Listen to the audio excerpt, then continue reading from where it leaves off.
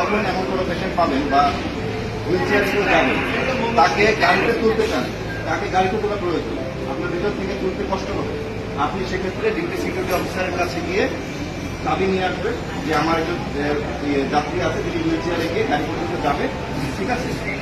আপনি সহ যত আপনারা হুইল চেয়ার চালিয়ে আছেন প্রত্যেককে মেসেজ দেওয়ার জন্য আপনি কীভাবে যান?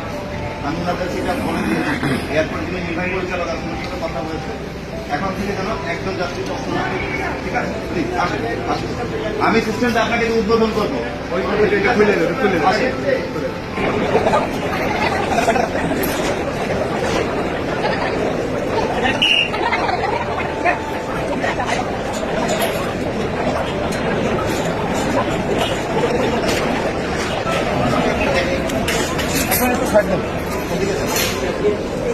আসেন, যখন এ কথায় আপনি ইনচার্জ, যখন সময় সম্মানিত হুইলচেয়ার কোনো যাত্রী আসবে ওনার জন্য এটা খুলে যাবে, ঠিক আছে?